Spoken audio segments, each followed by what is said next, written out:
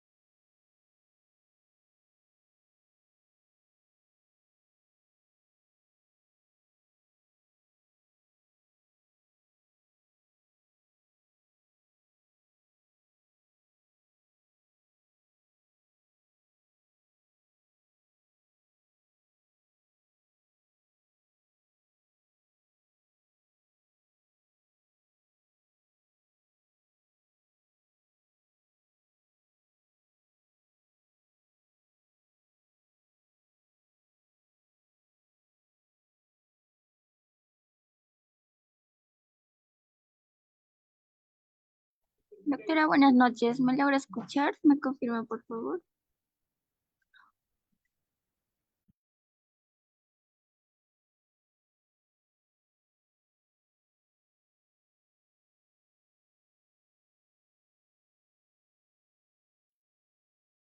Muy buenas noches y te logro escuchar muy bien.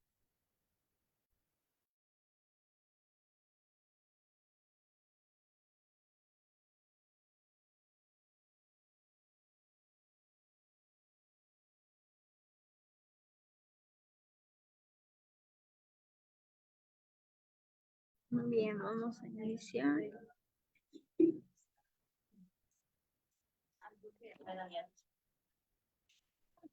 Bueno, muy buenas noches, estimados participantes. Les saluda Lidia, asesora académica del Centro de Capacitación CIP.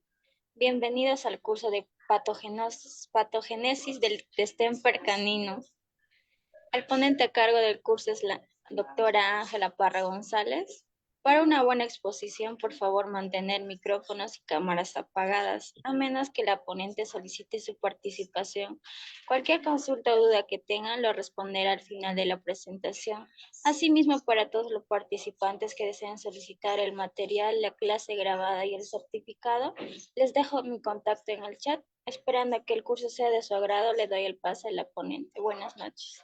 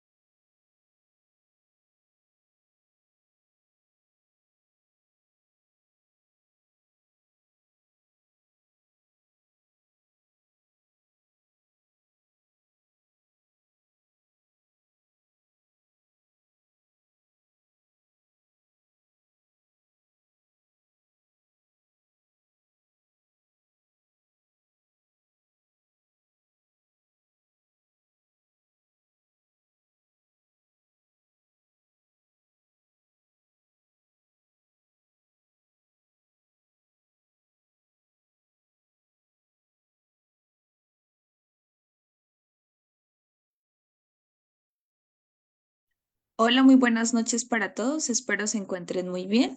Ya les comparto la pantalla para poder iniciar la ponencia.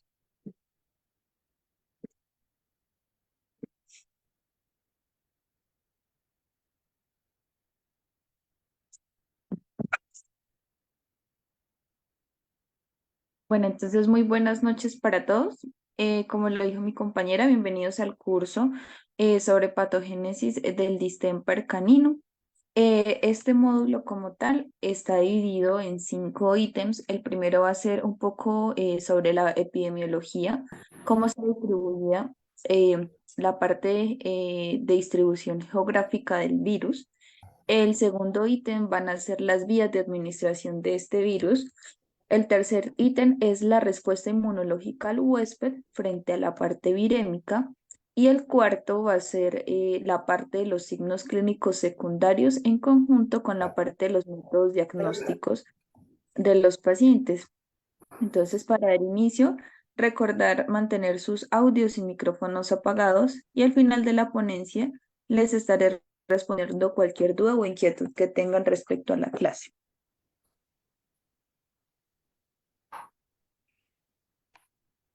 Vale, entonces,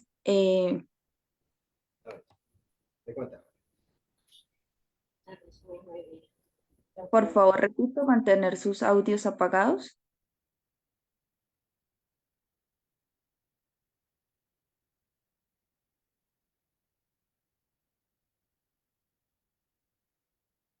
Ok, entonces, empezando, vamos a hablar un poco sobre la epidemiología, más que todo, pues su distribución y prevalencia y factores de riesgo. Entonces, para iniciar, recordar un poco sobre este virus. El virus del distemper canino es una enfermedad infecciosa causada por un virus que afecta principalmente a los caninos y se transmite por contacto a nivel de las heces o fluidos infectados, que más adelante pues les explico un poco de las vías de transmisión.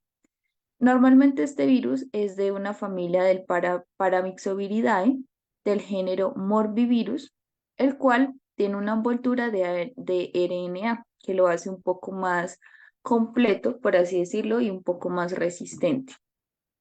Normalmente este virus o esta envoltura está rodeada de lipoproteínas derivadas de las glicoproteínas, las cuales pueden como tal incorporarse en las membranas celulares y este tipo de virus codifican las proteínas que son capaces de integrarse en la parte de la membrana celular.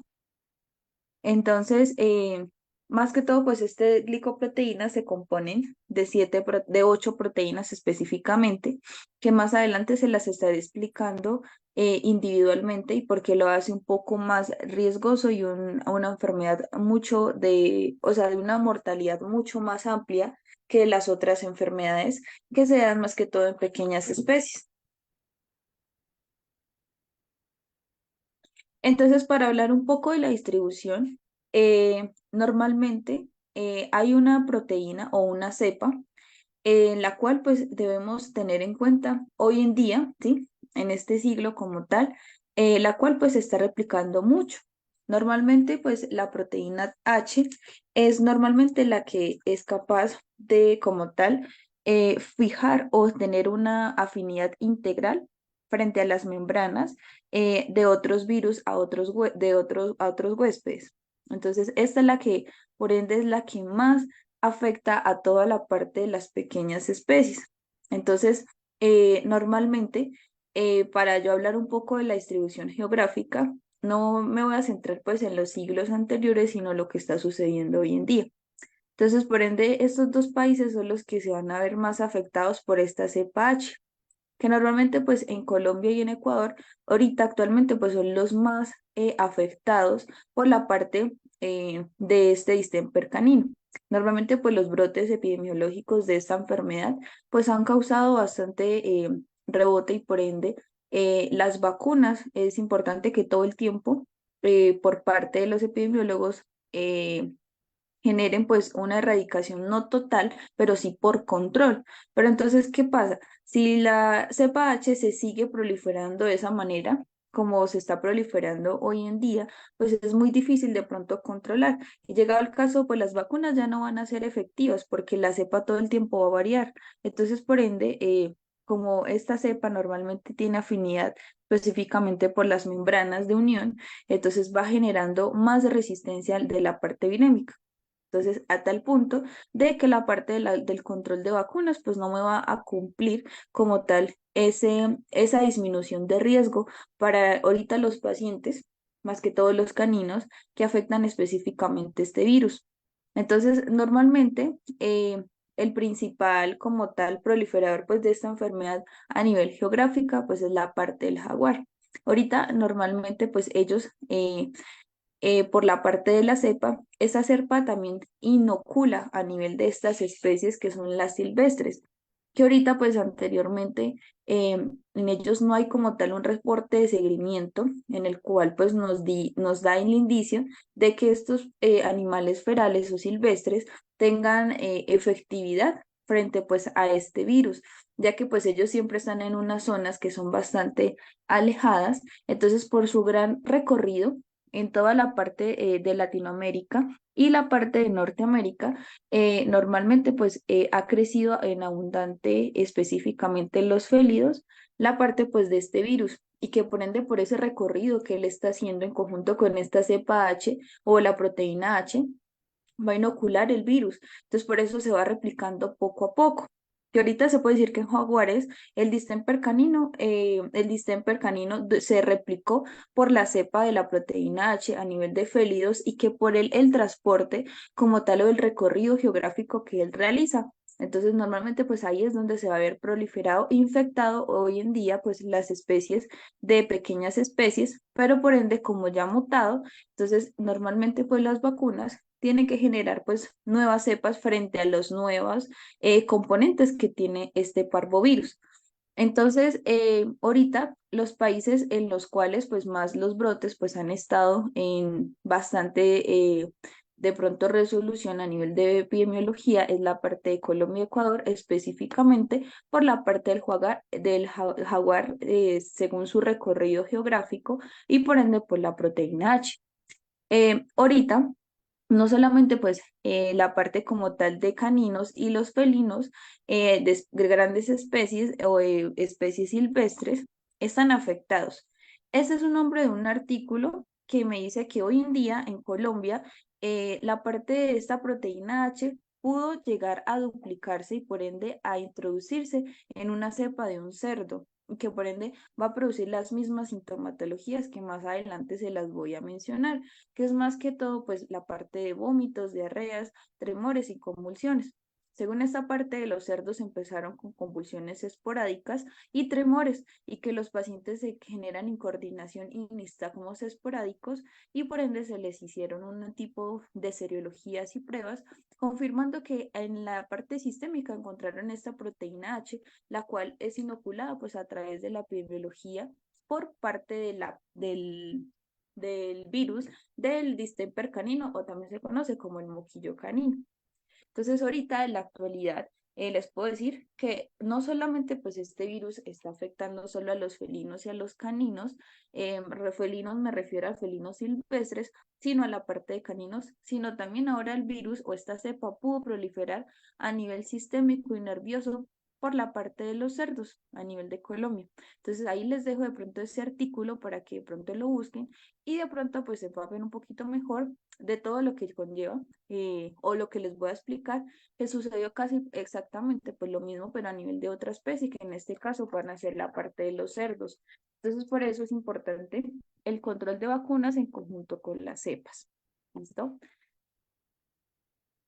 Entonces, normalmente este virus, que es también conocido como el distemper canino, normalmente se le conoce como pantrópico. Entonces, ¿qué significa este virus? Que tiene la capacidad de viajar a diferentes órganos y células epiteliales de diferentes especies, como les estaba mencionando. No solo los caninos ni los félidos silvestres, sino ahora también la parte de los cerdos. También se pueden contagiar específicamente de esto, ya que tiene la capacidad de viajar por diferentes órganos epiteliales y colonizar, ¿sí? No solo a la especie, sino también a órganos. Me refiero a qué órganos. Entonces, al órgano respiratorio, digestivo, al sistema nervioso, conjuntival y aéreo.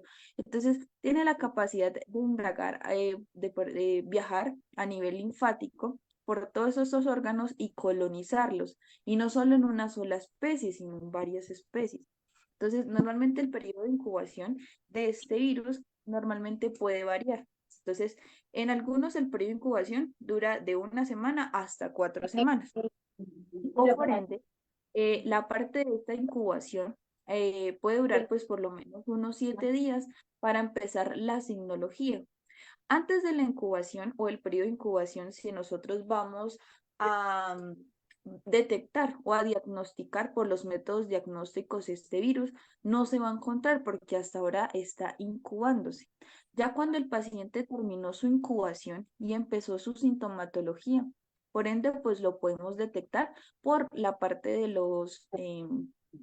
de las pruebas diagnósticas. Pero si llegado el caso, el paciente esto ya empieza con signos neurológicos. Diagnóstica. Yo estaba como subida a que me llamaba.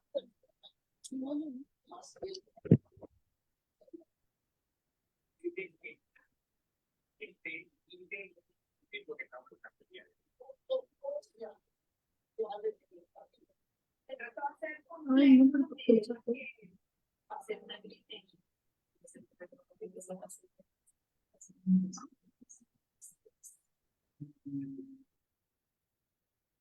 Porfa, recordar los audios para poder continuar la clase y que de pronto pues no se interrumpa. Y al final les estaré respondiendo las inquietudes.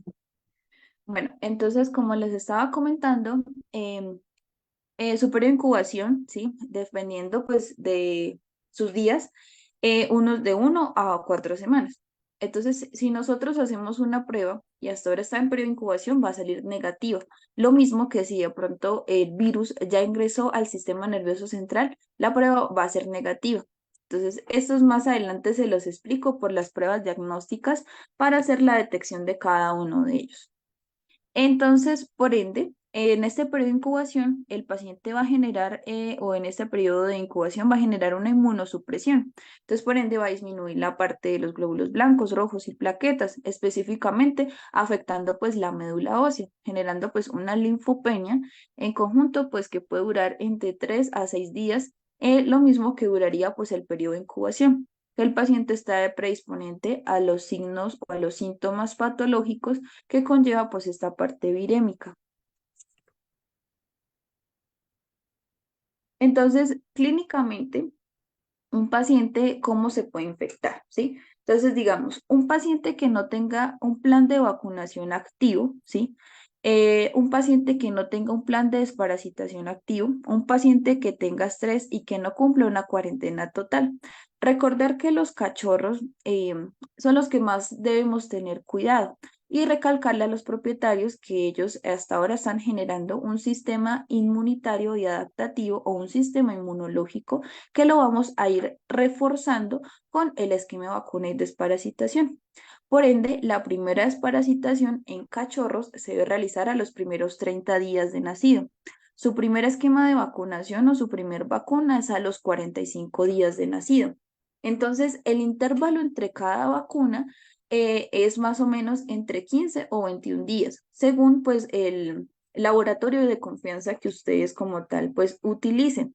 Y el total de las vacunas en general van a competir por lo menos cinco vacunas, ¿sí? Que la primera pues nos va a cubrir la parte del parvo más el moquillo.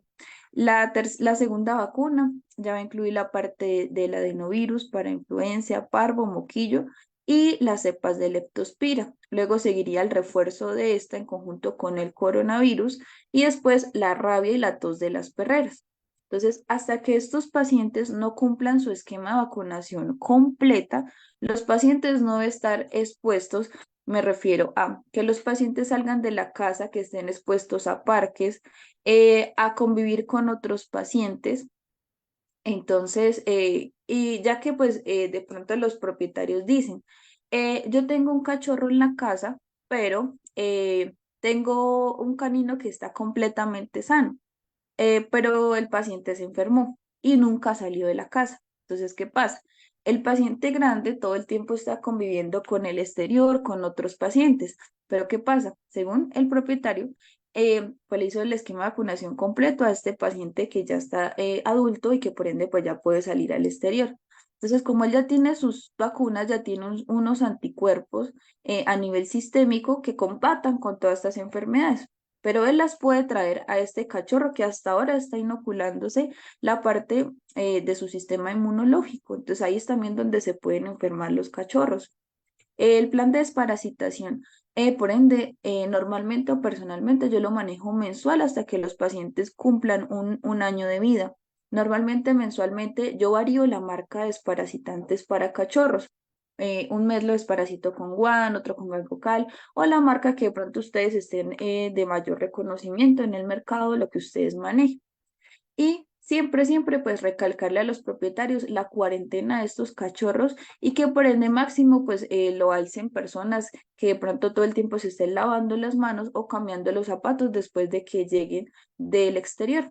Entonces, pacientes también que compartan platos de comida, me refiero a perritos de la calle, con ese mismo plato se le compartan a cachorros que hasta ahora pues están formando su sistema inmunológico o que estén en contacto con pacientes enfermos que normalmente pueden estornudar y pueden por ende inocular este virus a través pues, de sus vías respiratorias. Por otro lado, pacientes enfermos que hayan defecado o estornudado, como les dije anteriormente, pues la cepa tiene una envoltura de RNA y aparte pues está derivada específicamente de glicoproteínas, específicamente de 8 proteínas. Entonces por eso la hace más resistente y ella puede durar en objetos inanimados, me refiero a suelos, pastos, de pronto zapatos o ropa, inocular ahí por demasiado tiempo, más o menos entre el rango en un lapso de 8 meses hasta un año y alcanza pues a temperaturas altas. La única cadena que puede llegar al caso romperla puede ser el hipoclorito de sodio o el glutaraldehído, que puede llegar a romper esta cápsula o esta envoltura de RNA para poder degradarla o desintegrarla como tal. Entonces, pacientes como esté inoculado ese virus allí en estos objetos inanimados, que lleguen, por ende, a oler, a olfatear o a lamer, se introduce el virus de forma inmediata a nivel sistémico.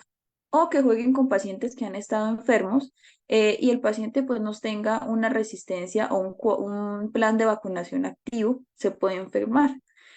Por otro lado, el estrés, también ahorita les puedo decir que es un factor principal para que los pacientes se enfermen, ya que causan una inmunosupresión, ya sea estrés porque de pronto no les dan alimento de forma adecuada, porque no, de pronto porque no hay descargas de su hiperactividad de pronto de juego, pues él mismo en casa, o que por ende pues no lleven un control recurrente de su vacuna y desparasitación, la parte de la carga de parásitos puede generar pues esta inmunosupresión cuando un paciente está inmunosuprimido, por ende pues queda alterno o queda como por así decirlo abierto a que estas enfermedades sistémicas se propicien o se prolonguen más rápido en estos pacientes. Entonces, esas serían pues las vías de administración o de incubación pues del virus inicialmente. Entonces, normalmente hay otra vía que normalmente pues puede ser de forma agresiva o de forma crónica mortal, que en algunos pacientes pasa. Normalmente cuando el paciente olfatea pues estas zonas que normalmente pues han estado infectadas, me refiero, o que aparte pues han estornudado pacientes cerca al paciente que pronto no tiene ningún esquema. Entonces ingresa entre la vía respiratoria. Entonces, una vez el virus ingrese pues a la vía respiratoria, entonces va a ir directamente a afectar la parte de el hipotálamo y la corteza neuronal. Y pues allí es donde se alberga y por ende esto en esta vía olfatoria los pacientes pueden, el virus puede atravesar pues esta barrera hematoencefálica generándole que el paciente pues afecte las células glía, que normalmente estas células glías son las que se encargan de todo el sistema inmunológico. Me refiero a la estabilidad, a que el paciente pueda marchar de forma correcta, estabilidad ocular, estabilidad a la hora de deglutir y de comer. Es la principal transmisora de mantener los axones y las microdendritas a nivel interno cerebral neurológico estables. Entonces puede ser que el virus en esta ocasión se pueda saltar todas las otras partes que les voy a mencionar, sino que directamente pues atraviese esta barrera hematoencefálica, generándole una afección de las células glía y por ende pues afecte toda la parte sistémica nerviosa y que allí pues el pronóstico sea más malo a reservado pues de estas especies o de esta fase crónica como tal del virus.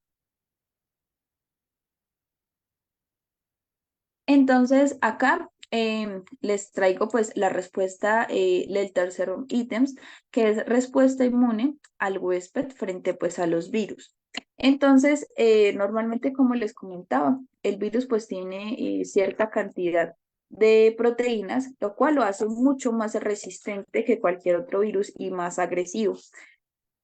Entonces, aquí están las 8 proteínas que tiene este,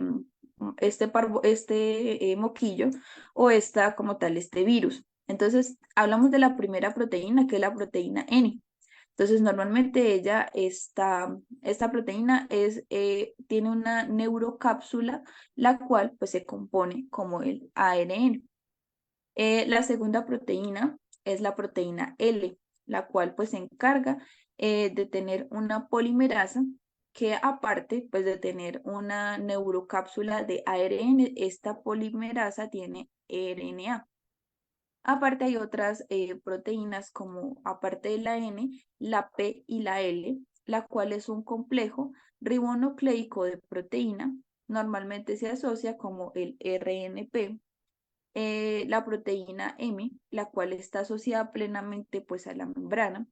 Y aquí es donde está la H, que es pues por así decirlo, la principal en todo este factor, que normalmente pues es una proteína integral de la membrana que va a facilitar la unión a la membrana del huésped, ya sea pues a cualquier especie y que por ende pues empieza a proliferar este tipo de cepas y de pronto a regenerar o a generar un poco más de mutación de la normal.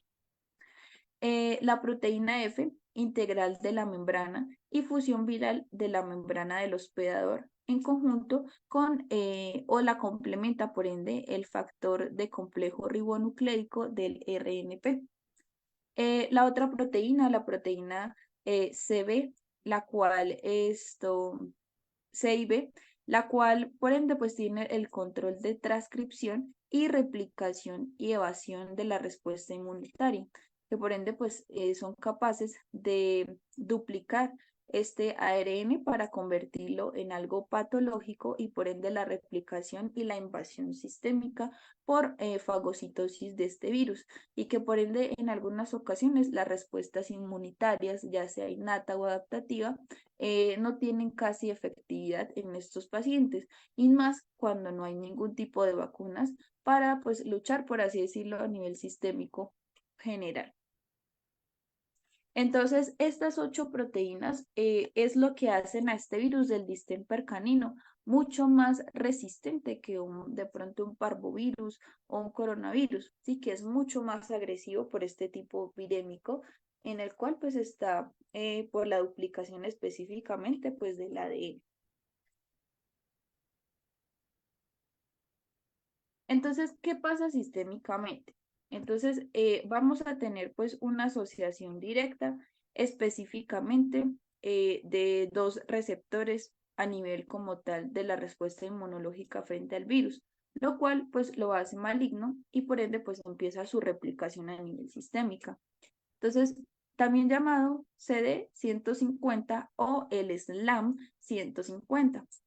Entonces, ellos son los encargados de activar los linfocitos T y B, que por ende es la primera línea de defensa de los glóbulos blancos para detectar que hay como algo alterno o diferente a nivel sistémico y que necesito actuar de forma inmediata para que pueda eliminarse lo más rápido posible y que el sistema inmunitario o inmunológico no decaiga, generando pues la inmunosupresión. Entonces, primeramente se va a activar esa línea.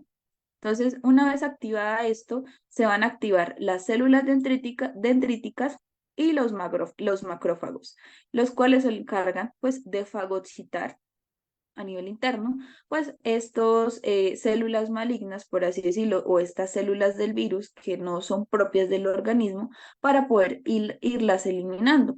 Pero entonces, ¿qué pasa? En vez de eliminarlas, se van a contagiar y por ende se van a replicar, que ahorita pues eso es lo que les voy a explicar. Y por ende, después de este LAM o el CD150, se activa otro receptor que es nectina 4. Entonces, ella normalmente es la que se encarga de propagar en las células epiteliales. Recordar pues que las células epiteliales se pueden ver afectadas a nivel digestivo, respiratorio, a nivel del sistema nervioso central o a nivel olfatorio o ocular. En cualquier parte de de los órganos, estas células epiteliales se pueden propagar y por ende, pues van a haber unos receptores de salida pues al hospedador, que es allí donde se van a infectar pues otros posibles pacientes sanos para que el virus pues vuelva a iniciar su ciclo como se inició en ese paciente que anteriormente pues ha estado enfermo o está eliminando pues la parte virémica. Entonces, ¿qué pasa? Un poco más gráfico lo que les acabo pues de mencionar, ¿sí? Entonces, el virus, normalmente estos 2 receptores van a ingresar a nivel de la piel, ¿sí? En algunas ocasiones o a nivel sistémico. Entonces, más que todo, pues este es a nivel de piel. Entonces, ¿qué pasa? Los receptores o el virus ingresa, ¿sí? A través de las células epiteliales en donde se van a activar los receptores del SLAM CD150 y la nectina 4. Entonces, ¿qué pasa? El virus pues va a ser reconocido específicamente pues, por ambos receptores.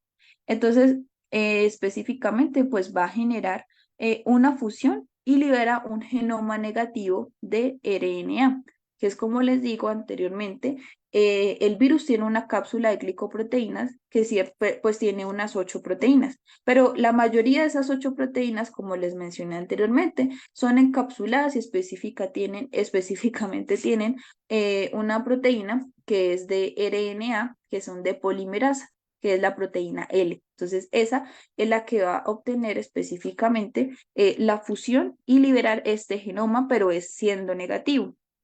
Entonces, ¿qué pasa? Este genoma negativo tiene la capacidad de formar la síntesis y formar las otras 8 proteínas. Entonces, ahí es donde se duplican, en donde pues están estas líneas de transcripción que son de color negro. Entonces, ahí esa lipoproteína L va a duplicarse en las otras 8 proteínas para poder duplicarse y generar completa la parte de la fusión o la liberación pues de este genoma.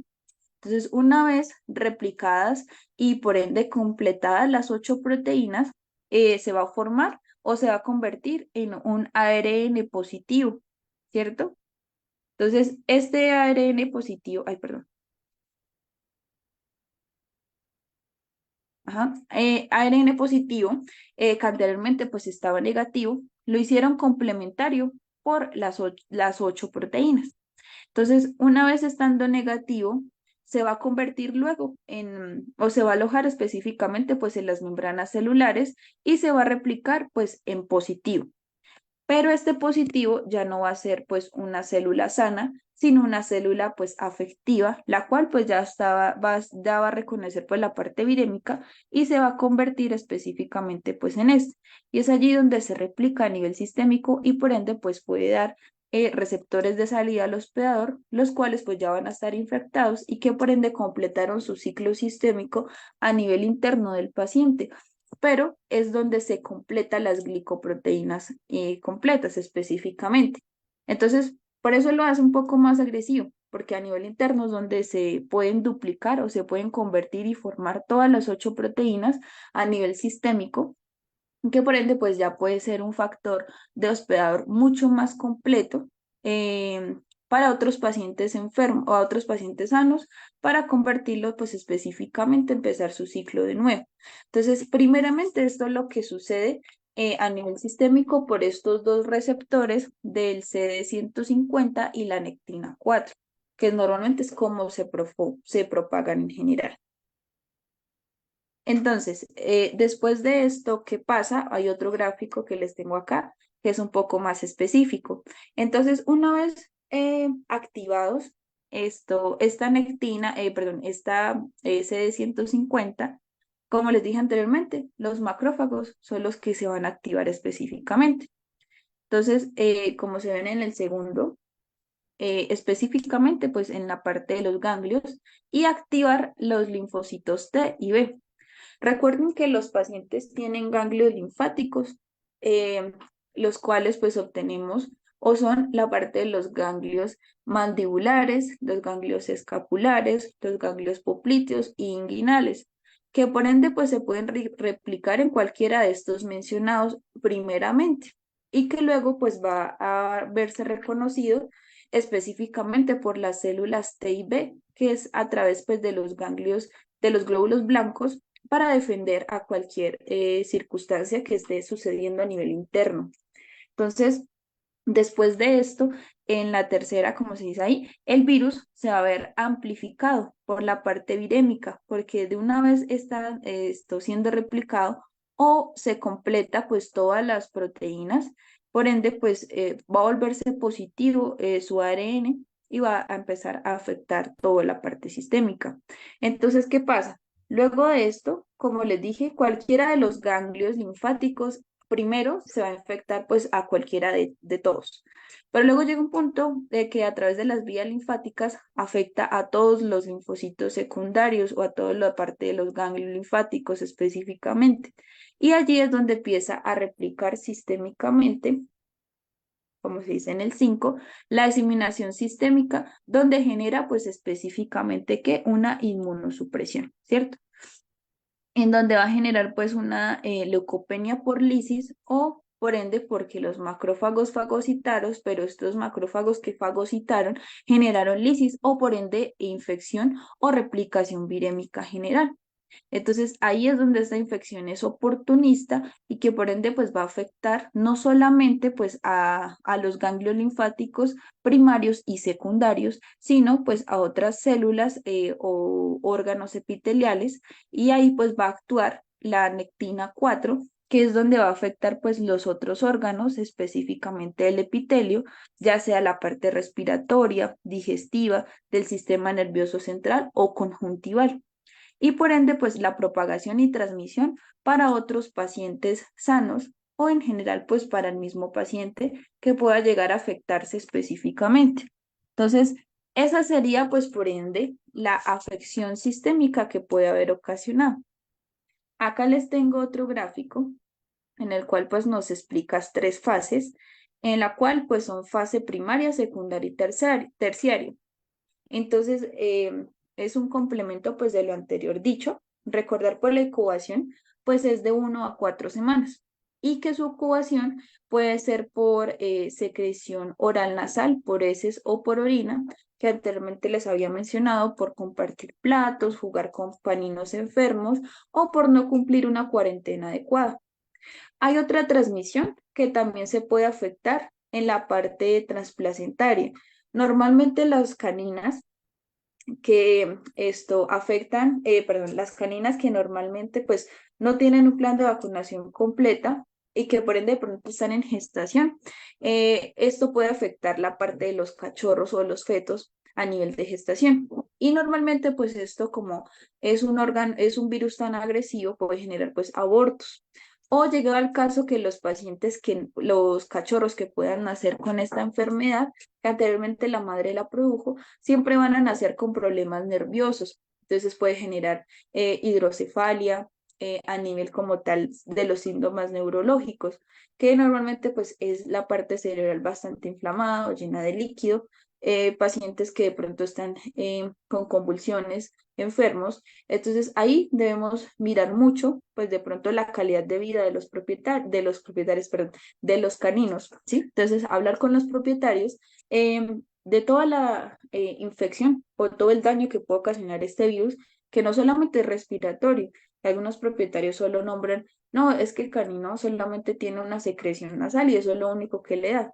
Pero a más a fondo, este virus puede llegar a afectar muchos órganos, no solamente la parte conjuntival, sino también pues todos los otros órganos. Entonces, como les comentaba, entonces la primera fase, el virus va a afectar a los tejidos linfáticos, y por ende pues puede pasar de forma directa a la parte respiratoria, que les había comentado en la imagen anterior que esa parte respiratoria puede atravesar directamente la barrera hematoencefálica y afectar toda la parte como tal de la corteza, médula y la parte como tal nerviosa, afectándome pues el sistema nervioso del paciente.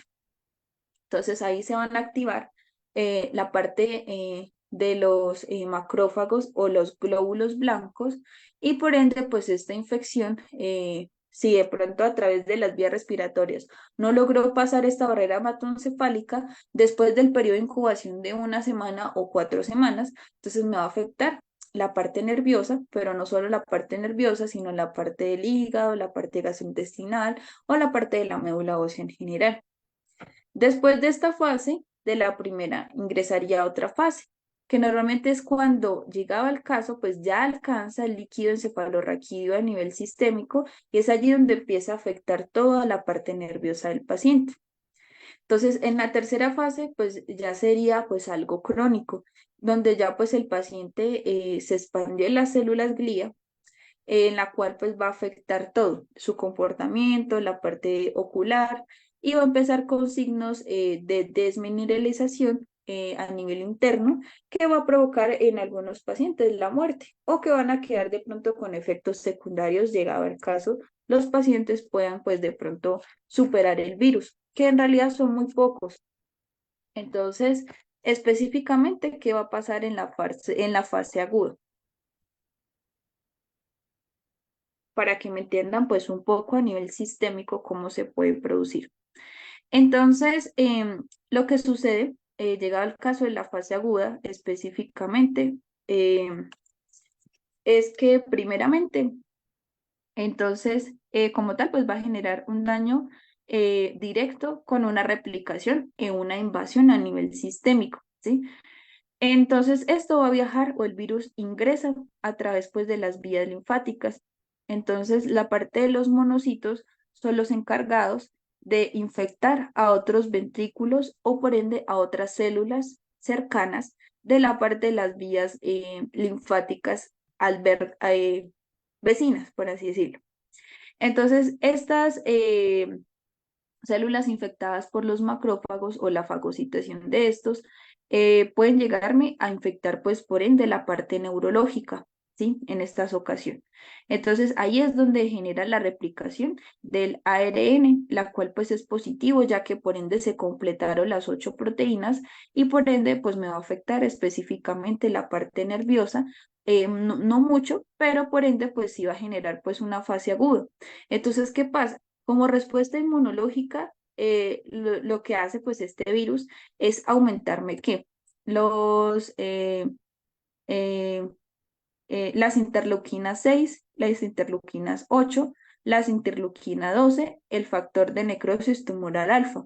Entonces, ¿qué pasa? Estas cuatro mencionadas anteriormente son las encargadas de producir inflamación o rubor o por ende activarme como tal el proceso de los 5 puntos cardinales, que es inflamación, rubor, dolor, y por ende, aparte, la parte nerviosa, porque ahí pues ya generó una desmineralización y por ende pues el paciente empieza pues a afectarse inmunológicamente.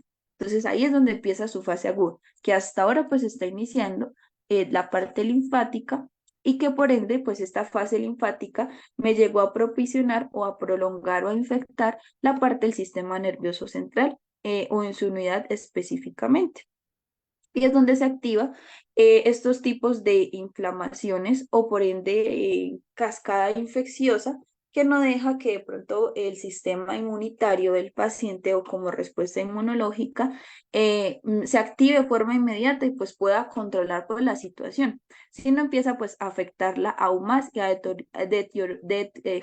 deteriorar los otros órganos y las otras células cercanas. Entonces, cuando ya hablamos de una fase crónica, entonces, ¿qué pasa?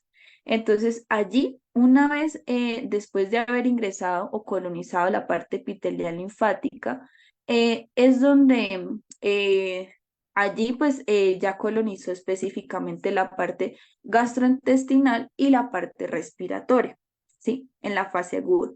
Entonces ahí es donde los pacientes van a generar pues secreción ocular, la parte de esta secreción ocular y nasal, que normalmente pues tiende a verse mucopurulenta, ya que a nivel de la parte respiratoria va a afectar la parte de los bronquios generándole una vasoconstricción y por ende pues estos se van a llenar de flema y de pronto de ruidos respiratorios como sibilancias, estertores, ya sea que no necesitemos auscultar el paciente, sino que el paciente estando en quietud con una inspiración y expiración se escuchen ruidos respiratorios y que aparte empiecen a generar pues secreción mucopurulenta por la parte nasal y ocular, que a nivel digestivo pues puede empezar con la parte de vómitos y diarreas esporádicamente, ya que puede colonizar la parte epitelial y por ende la parte de las microvellosidades a nivel intestinales que cambien el pH y que el paciente pues empiece con este tipo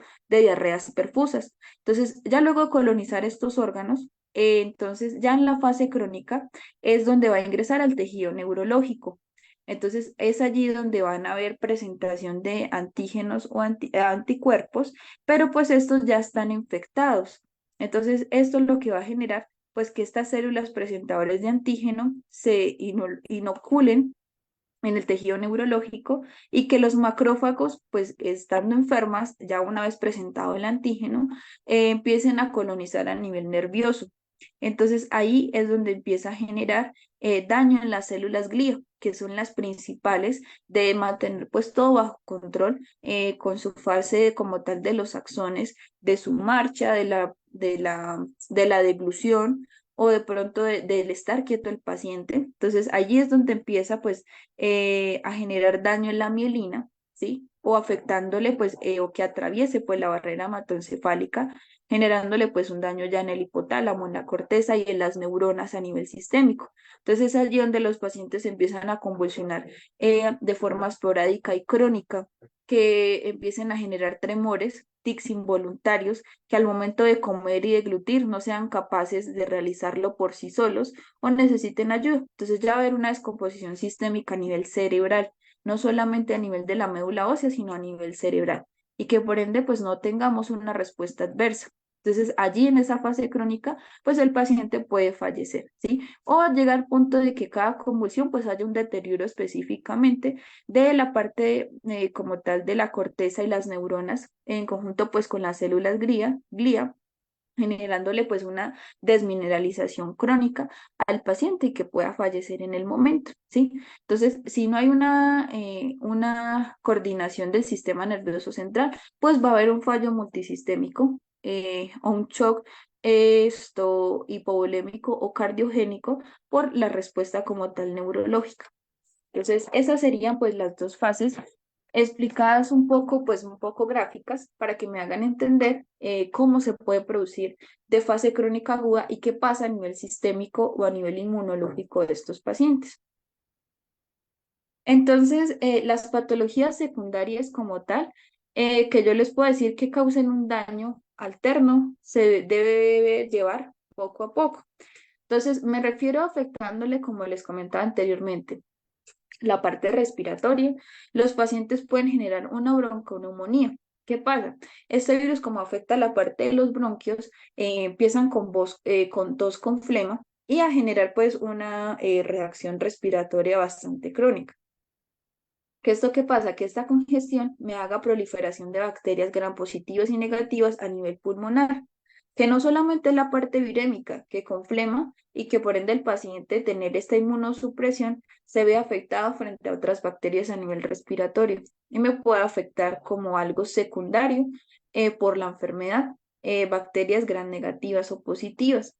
¿Qué es inmunosupresión aparte? Pues el paciente por periodos de pronto de vómitos y diarreas o que de pronto dejan de deglutir o comer o suspender toda la parte alimenticia, el paciente pues va a generar una deshidratación crónica y que esta deshidratación me conlleva que el paciente genere una anemia progresiva a través pues de la inmunosupresión y por ende una deshidratación.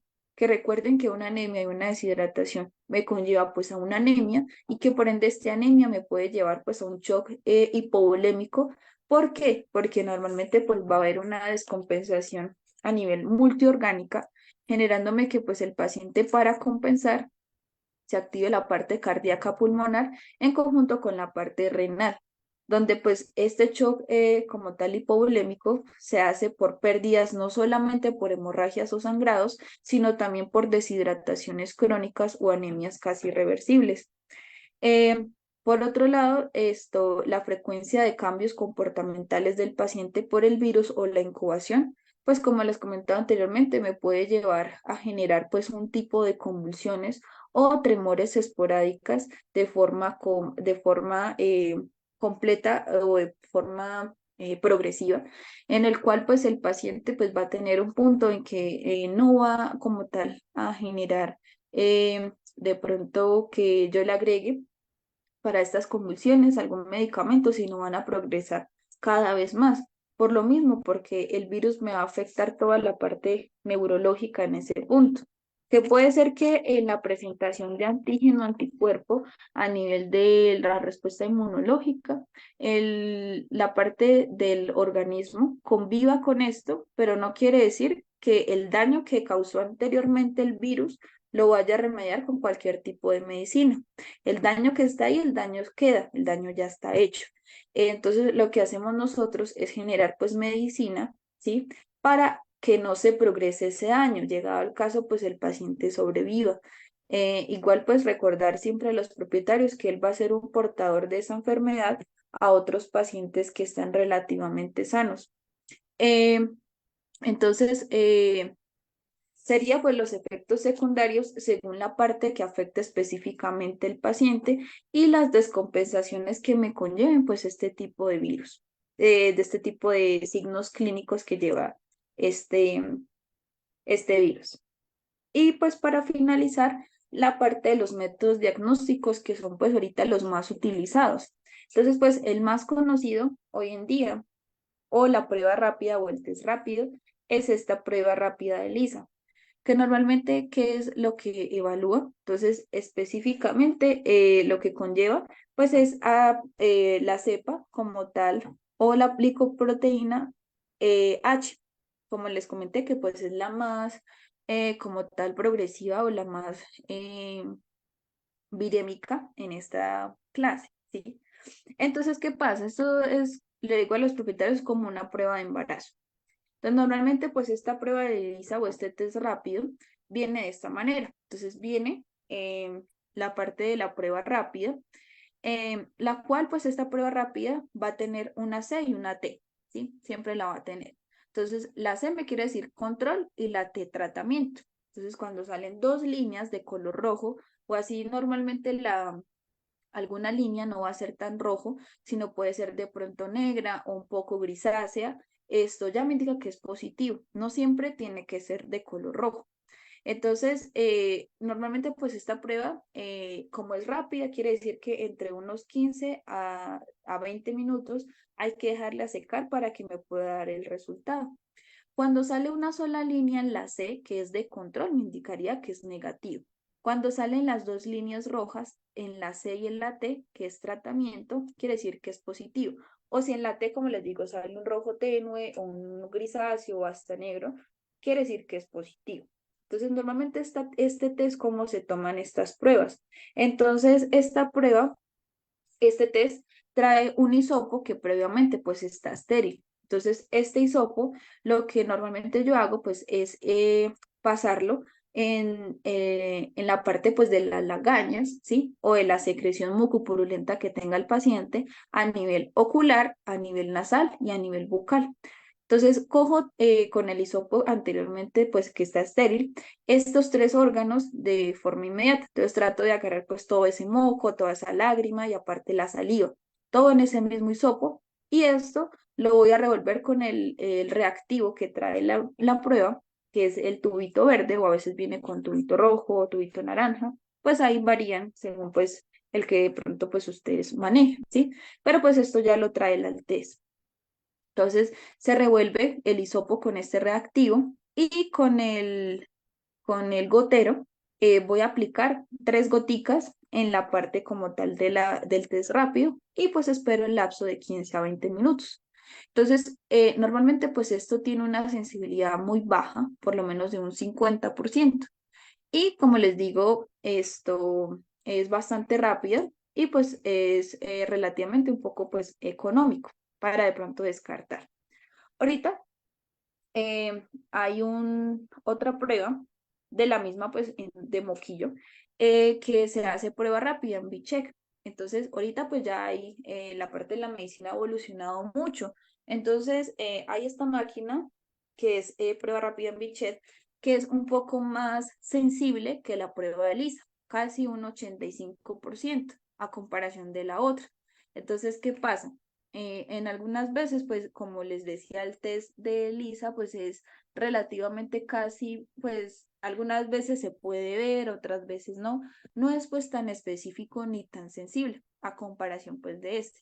Normalmente pues esta prueba se toma con un tubo tapa roja o con un tubo tapa lila. La diferencia de ambos tubos es que el lila tiene un hecta que no me deja formar coágulo y el otro pues es tubo tapa roja que sí me deja formar coágulo. Pero ¿qué es lo ideal, pues, de estos test, perdón, de estas muestras?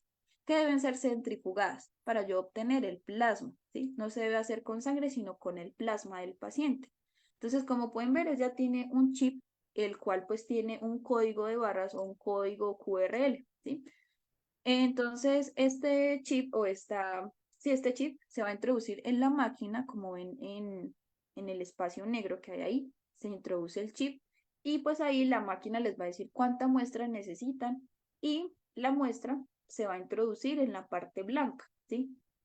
El plasma del paciente en la parte blanca y pues ahí esto se introduce la parte del chip y por ende la máquina, como tiene el chip, va a leer que es una prueba pues de moquillo y ella pues la va a detectar y va a empezar pues a programarse y a leer pues la prueba. Entonces, normalmente pues esta máquina no solamente pues sirve para la parte del moquillo, sino también sirve para realizar parvovirus, SMDA, la parte como tal de coronavirus también sirve para pues varios exámenes de pruebas rápidas que son más sensibles, pero como tiene pues el código de barras, por así decirlo, el código QRL, la máquina va a detectar qué examen voy a requerir y pues ahí pues la máquina los va a leer. Este sí tarda un poquito más o no, casi lo mismo, son 15 también minutos en procesar la muestra y pues ahí les va a salir luego la tirita si es positivo o negativo o si no, hay de pronto moquillo en este test. Y,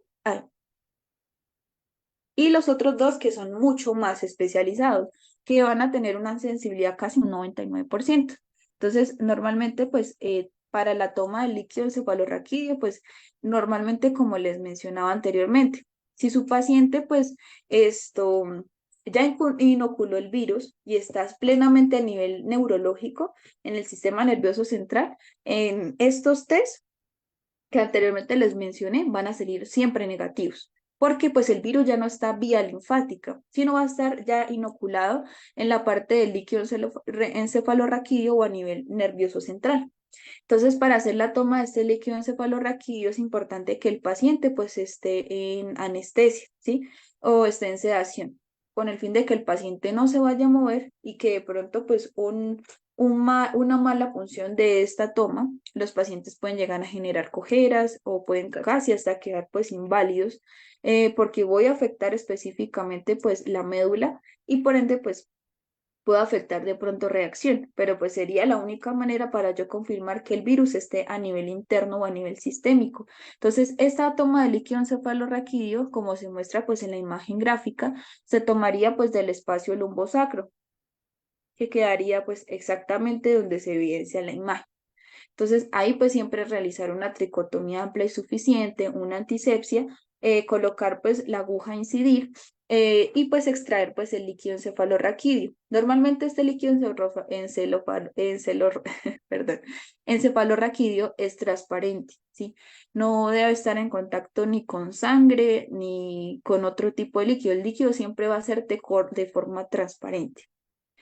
Es sencillo, sí, normalmente cuando ustedes lo localizan en la parte lumbosacra, pues ahí es donde se puede introducir la aguja y por ende recoger la muestra. Y por último, la parte pues de un PCR. El PCR siempre se debe recoger en un tubo tapa roja, la cual pues no tenga ECTA y por ende pues me forme el coágulo. Pero lo que hacen ellos pues es, centrifugar y coger el plasma sanguíneo. Entonces, hay dos tipos de PCR, un PCR que es de tiempo real y otro que es de punto final, para detectar pues este tipo de virus. Entonces, normalmente el de punto final es normalmente se utiliza pues la electroforesis para duplicar el ARN.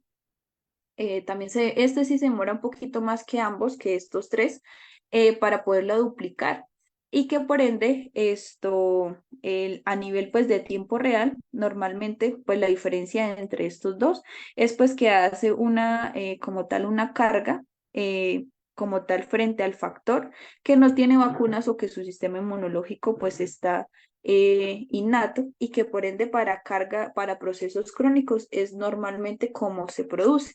Entonces, normalmente lo que hace pues el PCR es duplicar la cadena de 5' y 3' o la cadena de ARN para saber pues si está activo el virus a nivel sistémico o no. Es lo que se encarga como tal el PCR. Y eso sería todo por la clase de hoy. Ahora pues vamos a pasar a la sesión de preguntas, dudas o inquietudes que tengan respecto pues a la clase. Recuerden pues que ya pueden encender sus audios y sus cámaras o ya está activo el chat por si desean escribir alguna inquietud referente pues a la clase.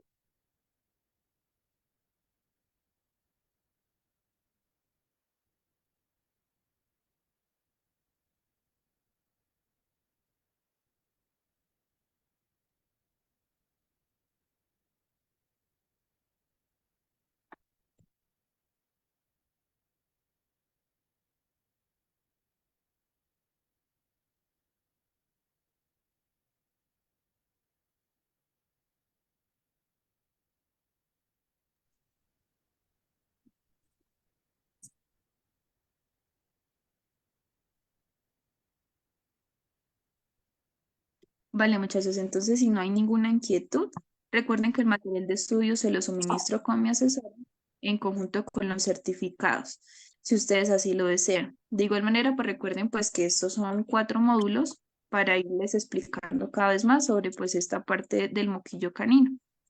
Entonces espero pues tengan una feliz noche, un saludo desde Colombia y espero verlos en la siguiente clase, la siguiente clase que es el otro jueves, ¿vale? Entonces que tengan una feliz noche.